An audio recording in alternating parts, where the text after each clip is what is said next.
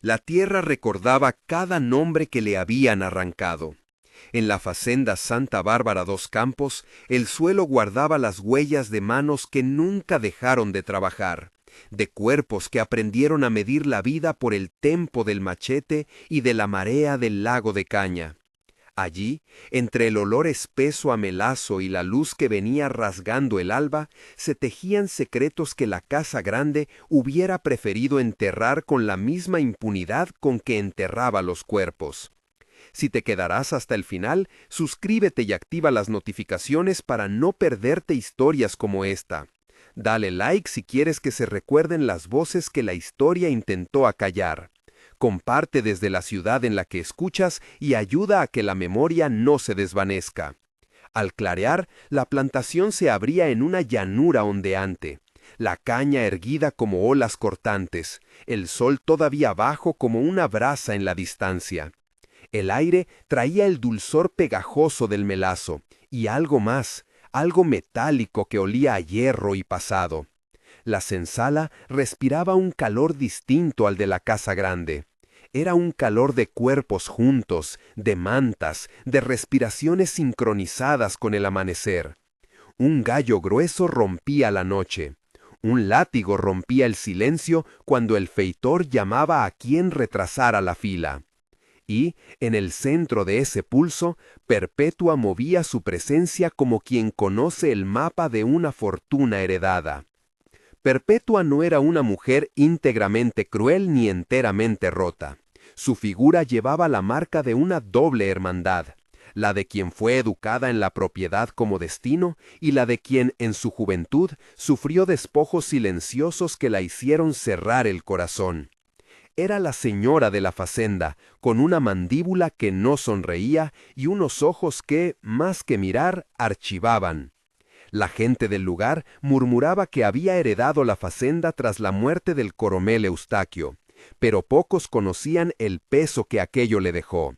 Un linaje de poder que exigía obediencia y un vacío que llenó con legislaciones de hierro contra los cuerpos que la servían.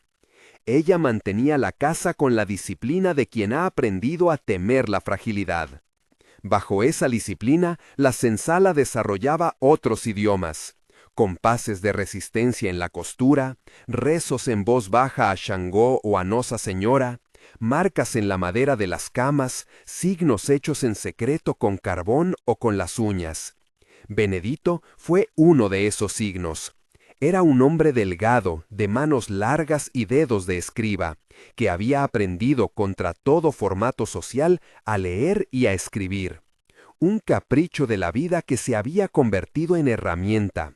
Le dejaban pasar las tardes en la cocina de la Casa Grande limpiando ollas y recogiendo migas, y entre movimientos sucios recogía letras en libros usados o en cartas que nadie creía importante.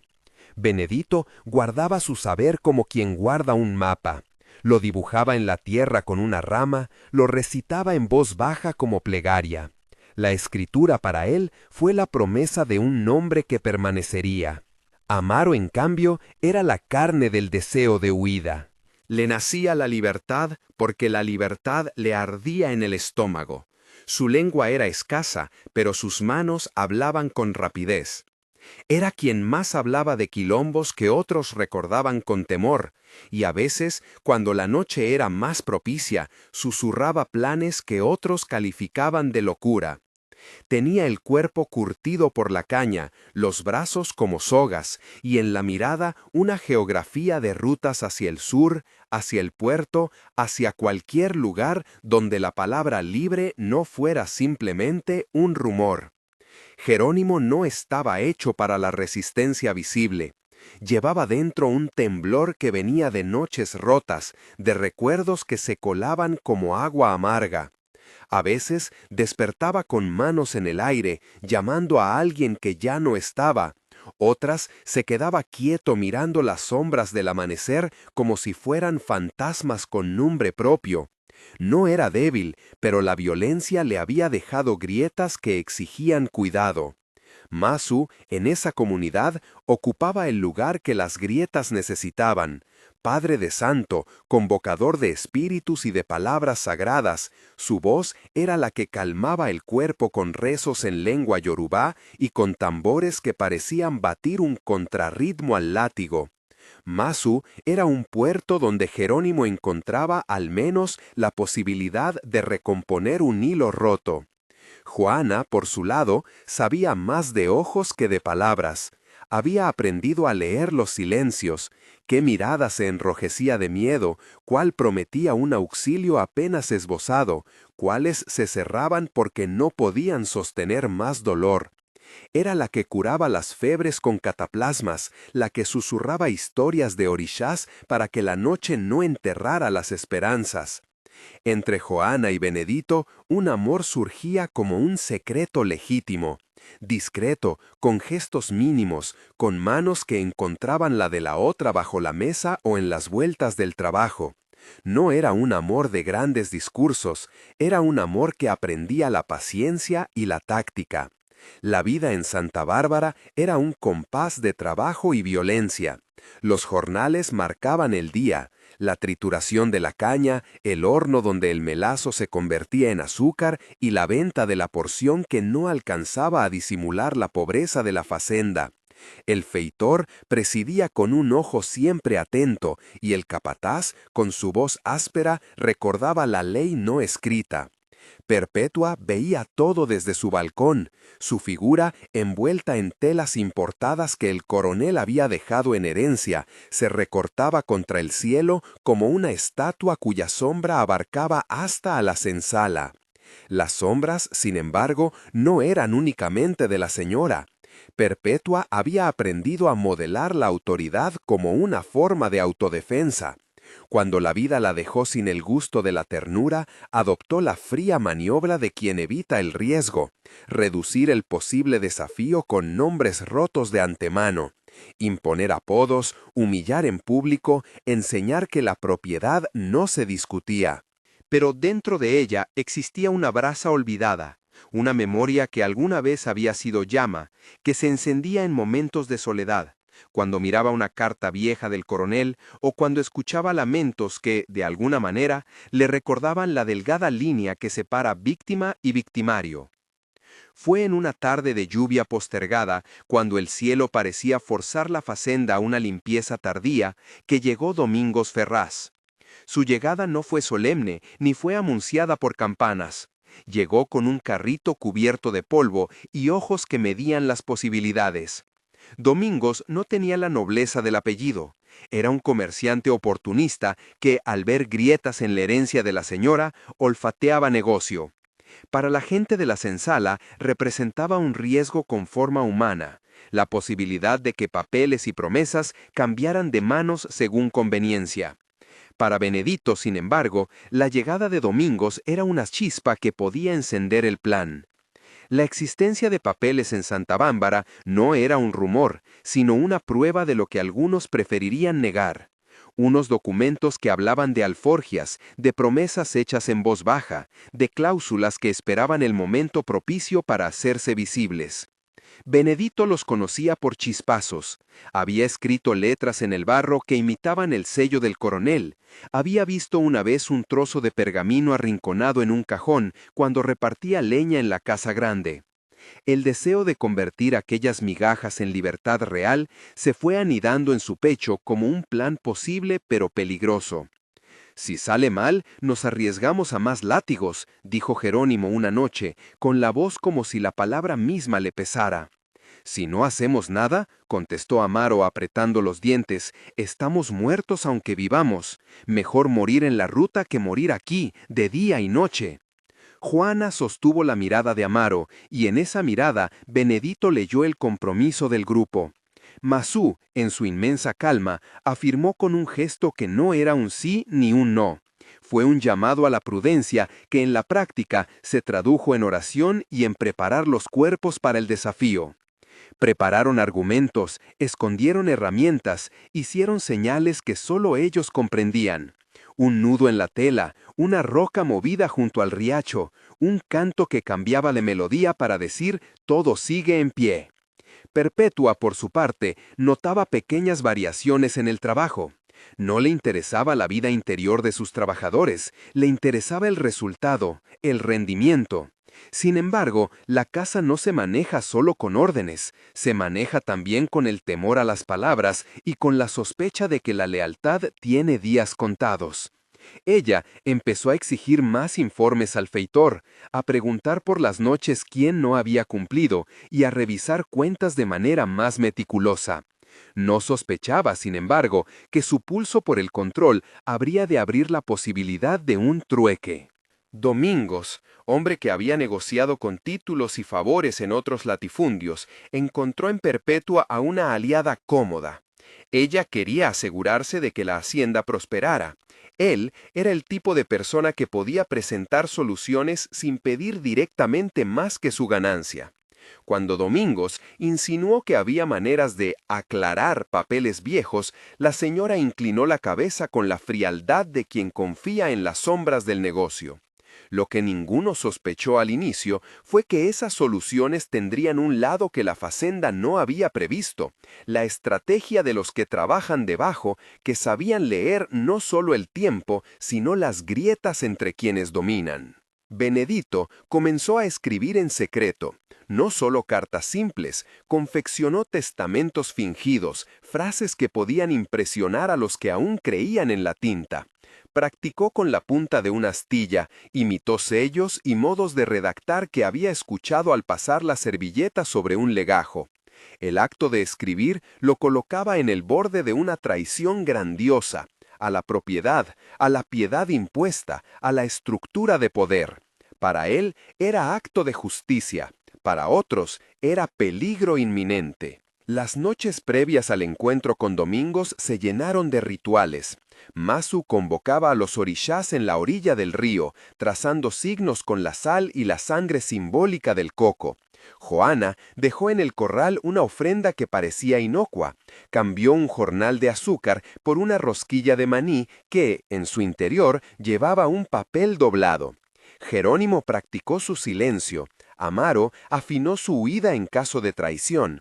Benedito repasó una y otra vez las falsas firmas y los sellos que había compuesto en su mente. El día que Domingos pidió hablar con Perpetua, la casa grande se llenó de un silencio expectante. La señora los recibió en su despacho, una habitación con cortinas pesadas, un escritorio de caoba y un abanico con plumas que se movía con la sola intención de marcar su dominio. Domingos, con la cara barnizada de una cortesía ejercitada, habló de oportunidades, habló de papeles que podrían arreglarse si se pagaba el precio justo. Perpetua, que conocía la codicia como parte de la administración, escuchó sin mostrar sorpresa. Para ella, cada transacción era una forma de mantener el nombre intacto. Mientras tanto, en la senzala, el plan se aceleró. Benedito necesitaba a un hombre de la casa grande que hiciera llegar la copia de una firma a un receptor improbable, un mercader en el puerto que Domingos frecuentaba, o quizás el propio Domingos si se mostraba dispuesto. Había un circuito que Benedito había aprendido a manipular. La gente que llevaba cartas a la ciudad no miraba dos veces a los rostros de quienes trabajaban en la facenda. Allí radicaba la oportunidad. «Yo me encargo de la noche», susurró Joana cuando se reunieron bajo la sombra de un viejo hipé. «Si algo sale mal, yo regreso y cubro la huida». «No quiero que te metas», replicó Benedito con voz baja. «Eres demasiado necesaria para nosotros». «Nadie sobra», murmuró Amaro, como si dijera una verdad evidente. «Si uno cae, todos caemos». La conversación fue interrumpida por un grito. El capataz había descubierto a alguien fuera de la fila. El corazón de Jerónimo latió con fuerza. El peligro era real y el plan podía desmoronarse con un fósforo mal apagado. Pero la gente de la senzala aprendió a convertir la necesidad en flexibilidad. Cambiaron el plan por la noche, movieron la cita a un camino fangoso junto al riacho y persuadieron a 2 jornaleros de salir a un recado falso para cubrir el descubrimiento. La noche en que Benedito debía entregar el primer borrador de firma a Domingos comenzó con un cielo limpio y una luna que no tenía piedad. Masu hizo una última ronda de oraciones. Su tamboría sonó en la oscuridad como un pulso que marcaba el límite entre la vida y la cuenta regresiva. Joana observó las manos de Benedito, que temblaban pero no por miedo, sino por la tensión de quien porta la libertad. Amaro miró al sur, como si la dirección pudiera indicarle un rumbo de escape antes de que la ciudad lo consumiera. Cuando llegaron al cruce acordado con Domingos, un hombre de sombras y promesas les esperó con una lámpara de aceite que oscilaba. Domingos apareció como un comerciante que había recorrido cartas y favores suficientes como para saber que la confianza se compra y se vende. Benedito llevó el sobre escondido entre las ropas, dentro la forma de una escritura simulada y la firma torcida que él había practicado hasta que la mano no dudara. Domingos abrió el sobre con esa mezcla de curiosidad y cálculo que lo definía. Sus ojos cruzaron el contenido como si leyeran un mapa donde cada palabra significaba dinero o riesgo. En el silencio que siguió, Benedito sintió que algo dentro de él se abría y al mismo tiempo se cerraba, la posibilidad de libertad y la sospecha del precio que podrían cobrarles por intentarla. «Esto puede valer», dijo Domingos, con la voz arrastrada como quien guarda un as bajo la manga. «Pero no puedo hacer milagros. Lo que ofrezco es una firma que lo parezca, una garantía que convenza a quien tenga que convencer, por un precio». Benedito tragó en seco. No era exactamente lo que esperaban. La verbena de obras no es un acto romántico, es comercio. Pero la puerta que se abría era una puerta de tablas podridas que, aún así, permitía salir. «¿Cuál es el precio?», preguntó Amaro, sin dar muchas vueltas. Domingos enumeró condiciones: un adelanto, una paga futura, un favor que la facenda debería conceder. Habló con calma, porque los hombres que comercian con la propiedad saben que la urgencia del otro es su riqueza. La noche se cerró alrededor de la negociación con la misma densidad con la que la humedad bajaba sobre la caña. Benedito entendió que para alcanzar la alforria tendrían que entregar algo que la facenda valoraba en el lenguaje del dinero y de la reputación. Domingos exigía pactos que trascendían lo material. Quería garantías, quería que quienes abandonaran la facenda dejaran atrás una huella que no los convirtiera en recados contra él mismo. En otras palabras, pedía seguridad para su capital social. Mientras las negociaciones se estiraban como un hilo fino, en la senzala algunos comenzaban a sentir que las aguas se movían de forma irreversible. Jerónimo, que solía temblar ante la idea de cambio, sintió cómo la decisión se afilaba dentro de su pecho. Amaro respiró profundo y, por primera vez, imaginó no la ruta, sino el punto de llegada. Un solar sin verja, una casa que no se cerrara con llave para impedirle salir. Juana, con la calma de quien sabe que las cosas se ganan con hechos más que con palabras, sostuvo la mano de Benedito y le ofreció un pedazo de coraje. Domingos, por su lado, jugueteaba con la idea de obtener algo que le asegurara ventaja en la facenda, un favor futuro, una complicidad que le permitiera negociar tierras o, en el peor de los casos, la venta de papeles a otro comprador si la señora vacilaba. Era un hombre acostumbrado a medir la lealtad por la proporción de moneda. Para Perpetua, que aún no sabía de ese encuentro, la posibilidad de que sus bienes circulasen entre manos extrañas representaba una traición a la estructura que ella sostenía con uñas y dientes. Y así, en la orilla del riacho, con la farola renqueante y el olor a lama, la negociación se convirtió en una danza de palabras y silencios. Benedito ofrecía la esperanza, Amaro la impaciencia, Jerónimo la duda que temblaba, Masu la bendición en voz baja, Juana la firmeza del cuidado. Domingos, en su calculada lentitud, contaba el precio. Cuando la noche iba a ofrecer sentencia, llegó un sonido que nadie esperaba. Un carro que volvía a la facenda con voces exaltadas. Un vigilante había denunciado movimientos extraños y la casa grande, como una maquinaria, comenzó a reaccionar. Órdenes cortas, hombres que salían a caballo, la luz de antorchas que empezaba a cortar la distancia. El plan que había durado semanas ahora dependía de 2 o 3 minutos más. Benedito miró a Domingos. En la lámpara, la llama tembló y proyectó sombras que parecían dedos extendiéndose hacia ellos. El comerciante comprendió que el precio, más que metal, medía el tiempo que la facenda tardaría en apoderarse de los cuerpos que intentaran irse. Si la casa grande llegaba pronto, la operación se iba a transformar en tragedia. Si tardaba, podían vender su libertad por el precio de la audacia. «Deme la mitad ahora», dijo Domingos al fin, «y el resto cuando la firma esté en manos de quien la necesita. Haré que parezca legítimo». Benedito vaciló, pensando en la posibilidad de que Domingos fuera una telaraña que, una vez alimentada, volvería a clausurar sus hilos. Amaro apretó los dedos, la decisión exigía arrojo y confianza en lo que no se veía. Fue Juana la que, con un gesto medido, tomó la parte de Benedito para ofrecerla a Domingos como prueba de fe. En ese instante, en el borde de la facenda, la primera antorcha apareció como un ojo que buscaba. Un de los hombres de la casa grande ya se acercaba, y la distancia que separaba la libertad de la captura se volvió una línea tan delgada como una hoja.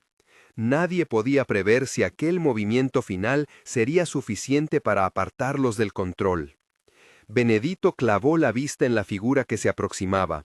No era un capataz, sino alguien que traía noticias sueltas. El corazón de Benedito golpeó con fuerza contra su pecho. Sabía que la alforja no era solo un papel, era la representación de una voluntad que empezaba a pertenecerles. Pero también sabía que para conseguirla tendría que atravesar el vacío que separa el deseo de la entrega. Un miedo antiguo le atravesó, pero también una convicción nueva. La vida tenía que ser escrita con su propia letra. La palabra que siguió fue breve, y el rumbo se definió en un acto que era mezcla de fe y contabilidad. Cuando Benedito, con mano firme, decidió cuánto dar en mano a Domingos, Amaro respiró como quien toma impulso para una carrera cuyo destino es incierto. Joana, cerrando los ojos un instante, pidió en un susurro a los orishás que la brisa llevase su protección. La antorcha llegó y la facenda empezó a moverse. Domingos puso el dinero en su bolsillo con la calma de quien se sabe ganador en un juego de manos. Lo que nadie aún sabía con certeza era qué cifraría el precio final, la libertad de 4 personas o la permanencia de una lógica que las convertiría en mercancía otra vez. Pero, en el sonido de los pasos que se acercaban, en los cuerpos que se tensaban, en la humedad que predecía lluvia, algo inquebrantable también se reveló: el deseo de no volver jamás a hacer lo que la casa grande ordenó. Domingos levantó la lámpara, miró la facenda en la distancia y esbozó una sonrisa que no era ni de triunfo ni de compasión. Era la sonrisa del comerciante que sabe que una transacción se cierra cuando ambas partes aceptan el riesgo. Benedito, con la mano temblorosa, sostuvo el documento que había preparado para que pareciera legítimo. Alguien desde la facenda gritó el nombre de Perpetua, y la noche se hizo un nudo. Fue entonces que Benedito tomó la decisión que debía tomar. Entregaría los papeles, pero no sin antes asegurarse de que quedara escondido el original que probara la veracidad de la promesa. No confiaba en Domingos con todo, pero sabía que la libertad también necesitaba pruebas para sostenerse en el mundo. Así, con 2 documentos en su ropa, con la lluvia futura en la garganta y el ritmo del tambor de Mazú en la espalda, Benedito cruzó la última línea. La figura que venía del carril se detuvo a pocos pasos. Era un hombre joven de la casa grande, enviado para vigilar. Su rostro se iluminó al ver la luz. Los hombres se prepararon. En la palma de su mano, Benedito guardaba la esperanza convertida en papel. Delante de él, Domingos aguardaba, y en la facenda la señora aparecía en la ventana una sombra más firme que la luna. En ese momento, como si el tiempo se espesara, cada respiración fue una decisión, y cada silencio una cuenta. Lo que aconteció a continuación pendía sobre la facenda como una brasa que podía prender o apagarse. Los pasos se acercaban, la lámpara oscilaba, y Benedito, con la voz sacada de los huesos, pronunció un nombre que no solo era suyo, sino de todos, el de la libertad escrita. La noche iba a decidir si esa palabra se tornaría en puerta o en otra tierra que cerraría su historia. La voz de Benedito, cuando pronunció aquel nombre que era promesa y gravamen a la vez, rebotó contra la madera y la tierra como una campana apagada. Perpetua, al oír su nombre en la boca de un hombre que no debía tener autoridad, quedó inmóvil en la sombra. La señora, en la ventana, apretó el borde de la cortina con una mano como si sujetara el mundo. La figura del mensajero retrocedió un paso, sorprendido por la osadía, y la lamparilla de Domingos osciló con un leve temblor, arrojando reflejos amarillos sobre las hojas húmedas. —¿Es verdad? —preguntó la señora desde la ventana, con la voz afilada que había gobernado muchas noches. —¿Qué traman ahí abajo? Domingos dio un paso adelante, dejando que la luz delinease su rostro de comerciante. Sus manos eran de un blanco distinto al de todos los que estaban junto a Benedito. Las suyas conocían el peso del oro y la contabilidad de las deudas. Sacó la parte del documento que le habían ofrecido y la mostró sin nervio, como quien exhibe letras autorizadas por la costumbre. «Señora», dijo con voz mesurada, «vendo y certifico. La letra está puesta, la mitad en mi saco. Traigo pruebas y testigos. Si usted lo ordena, se firma aquí, ahora, y la operación queda en regla». La señora no respondió de inmediato. La facenda respiraba a su alrededor. El barro olía a tabaco y a caña. Los perros daban vueltas a la cerca, y la noche, que hasta entonces había sido un manto propicio, empezó a pesar con goteras que se anunciaban. Joana, junto a Benedito, apretó el brazo de Perpetua como quien sujeta una raíz viva. Amaro tensó la mandíbula, sus ojos clavados en la figura de la señora como en un juez que decida sobre la vida.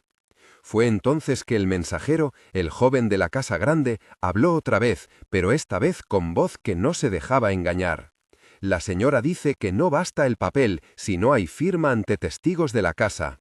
Quiere ver la entrega en su presencia, no tolerará tratos de callejón. Domingos sonrió por debajo, una mueca de vendedor que guarda cartas tras la manga. «No teme», replicó, «tengo testigos y tengo plata. Si la señora baja, firmamos, si no, yo me llevo la mitad y el resto se abona cuando la firma esté en manos de quien la necesita». La ventana se cerró con un golpe apenas perceptible. Un hilo de lluvia comenzó a dibujar su primera línea sobre la tierra, y el tambor de Masú quedó como una respiración contenida. Desde dentro de la facenda se oyó el chasquido de pasos que se acercaban hacia la puerta principal. Alguien, alertado, cerraba las cadenas. La escena olía a cierre. La posibilidad de que la señora no saliera, de que el portón se quedara cerrado y aquel acordo quedara en papel mojado. Benedito sintió que el tiempo le corría entre los dedos. Había puesto ya el original escondido, pero la certidumbre no viene de posesión, sino de escena pública. Si Perpetua no salía, si la señora no aceptaba, la alforja quedaría en manos de un mercader que, en el mejor de los casos, la enterrarían en un cajón de papeles. Benedito sintió que el tiempo le corría entre los dedos. Había puesto ya el original escondido, pero la certidumbre no viene de posesión, sino de escena pública. Si Perpetua no salía, si la señora no aceptaba, la alforja quedaría en manos de un mercader que, en el mejor de los casos, la enterrarían en un cajón de papeles. Con un gesto que fue mezcla de desafío y plegaria, Benedito habló por segunda vez, esta vez en voz baja pero firme. Si la señora exige ver la entrega, que la vea, pero antes que alguien de su casa pruebe que lo que doy no es engaño. Aquí hay 2 documentos, uno saldrá ahora, el otro quedará donde debe quedarse, murmuró, tocando su pecho como quien toca una tableta sagrada. Y si la señora pretende volver a tratarnos como objetos, que lo haga sabiendo que en mi bolsa hay palabra verdadera. Una lluvia más decidida comenzó entonces, un papel de agua que desdibujó los contornos y puso a los hombres bajo el mismo cielo. Domingos se movió con rapidez, negoció, ofreció un extra, habló del precio de la audacia con la calma del que ve en la transacción una ganancia. La señora tardó, luego ordenó que bajara alguien a verificar los papeles.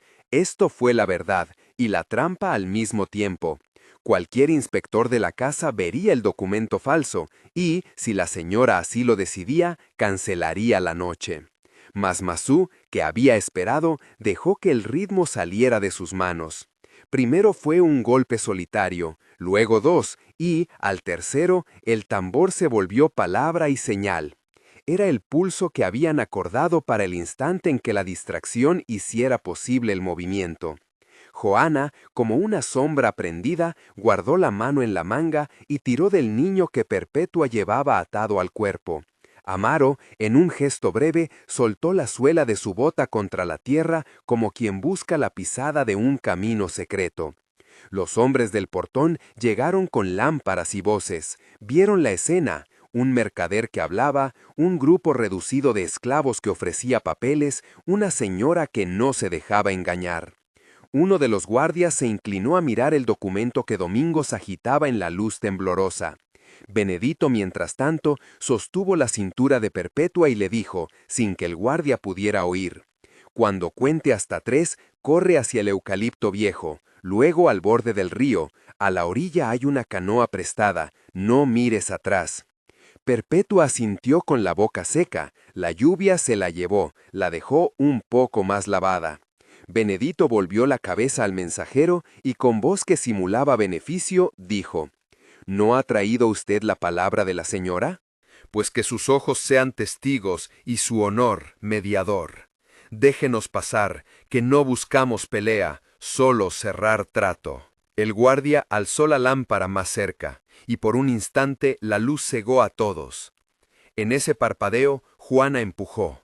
Fue un empujón discreto, el tamaño de quien lleva una vida en la espalda.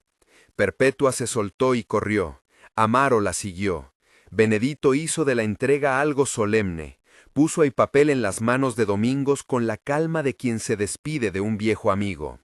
Domingos, sin prisa, cerró la mano sobre el billete y la hoja. Sus ojos buscaron algo más allá de la transacción, la ganancia, la posibilidad de vender no solo la libertad, sino la esperanza de que la casa no cuestionaría. Mas en la distancia, la voz de un capataz se elevó en una orden que no admitía duda. «¡Alto! ¿A dónde creen que van?». La lluvia convirtió la noche en plomo, y la oscuridad respondió con una luz que no era de lámpara. Un relámpago surcó el cielo, y la gran casa quedó por un segundo iluminada en sus contornos fríos. Fue en ese instante que un disparo sonó, seco como una sentencia. La noche se abrió en dos. Benedito sintió el viento de la bala pasar junto a su oreja. Masú, con el tambor ahora un grito, marcó el camino que sería huida. Domingos, apretando el saco, echó a correr hacia la carreta que había aguardado en un recodo. Su risa era corta y sin júbilo. Juana y Amaro, con Perpetua, se perdieron entre cañas que mordían los muslos. Benedito miró atrás una sola vez. Vio a la señora en la puerta, iluminada por la lámpara, su figura recortada como un juicio. Y vio también al joven mensajero detenerse, confundido, como si algo entre su pecho y su deber quisiese romperse. El barro los tragó por un minuto que a todos les pareció una hora. La lluvia lavó sus huellas, o las hizo delgadas, y la casa quedó con su luz profunda, con voces que se armaban en la distancia. Benedito llevaba el documento verdadero pegado al cuerpo, caliente por la verdad y por el miedo. Corrió hacia el río con el pulso en los talones. Cuando alcanzaron la orilla, jadeantes y empapados, la canoa apareció, remos en mano. Un hombre conocido les pasó la cuerda sin preguntar. Perpetua, con ojos de alguien a quien le han robado la noche y la han devuelto salada, subió primero. Benedito, al ayudarla, sintió que el mundo podía partirse en dos, el de antes y el de ahora. Desde la casa, voces y perros. Desde el río, solo el golpe lento del remo que parecía, por fin, limpiar algo que no era solo barro. Pero cuando la proa cortó el agua y la facenda quedó atrás como una boca cerrada, una voz llegó a ellos por última vez desde la orilla, la del mensajero, rota por la decisión, que dijo una sola palabra, que nadie esperaba y que sonó como un puente o como una sentencia. «Benedito». Y en la misma casualidad una linterna les apuntó de nuevo, y alguien desde la orilla gritó con voz que no era de la señora, ni del mercader, sino de otro destino: «¡Detengan al que lleva el documento!». La canoa remó con más furia. La lluvia, que ahora no era benevolente sino testigo, les azotaba la cara. Benedito, sosteniendo el original contra su pecho, vio cómo la facenda se empequeñecía y cómo, en cada palada, la libertad se alejaba y al mismo tiempo se afirmaba en su pulso. Aún quedaba la noche entre ellos y la tierra de la casa, y en la tiniebla algo más se movía. Una figura que no habían contado, o la misma facenda que no quería ceder la última palabra. El río tragó el sonido de la alarma. Por un instante, la canoa fue un latido suspendido entre dos mundos. Y cuando la orilla quedó atrás, Benedito supo que la alforja sería válida solo si la noche no les traicionaba con rastros ni mentiras, y que había un precio que todavía no se había pagado: el precio de quienes se quedan para distraer o el de quien decide regresar. El agua delante de ellos era un espejo que no mentía. Mostraba caras decididas y la sombra alargada de lo que habían dejado. La lluvia se hizo persistente y el río, ancho, devoraba los sonidos. En la proa, Perpetua apoyó la cabeza en el hombro de Joana y murmuró el nombre de los orishás como quien nombra la nueva casa. Amaro, los ojos clavados en la noche que se cerraba, apretó la remanga de su camisa y dijo una sola cosa que fue juramento y súplica a la vez: «No permitiremos que nos devuelvan». Pero en la distancia, sobre la tierra donde la casa grande brillaba aún como una estrella, la linterna no paró, y alguien seguía corriendo, llevando en la mano algo que podría cambiarlo todo: la sombra de una verdad mostrada o la mentira que la casa quisiera creer. La canoa avanzó, la lluvia los envolvió, y en la orilla, entre luces y voces, algo se decidió con una rapidez que no admitía vuelta atrás. La pregunta quedó flotando en el aire húmedo, pegajosa como el sudor. ¿Habrían conseguido engañar a la facenda, o la facenda tenía en su seno el modo de responder con más violencia que las cuentas y más astucia que el mercado? La noche respondió con un relámpago, y en la estela de la luz, la figura que corría en la orilla se dobló y recogió algo del barro que, quizá, sería el hilo final de la historia. La canoa avanzó, la lluvia los envolvió, y en la orilla, entre luces y voces, algo se decidió con una rapidez que no admitía vuelta atrás. La pregunta quedó flotando en el aire húmedo, pegajosa como el sudor. ¿Habrían conseguido engañar a la facenda, o la facenda tenía en su seno el modo de responder con más violencia que las cuentas y más astucia que el mercado? La noche respondió con un relámpago, y en la estela de la luz, la figura que corría en la orilla se dobló y recogió algo del barro que, quizá, sería el hilo final de la historia.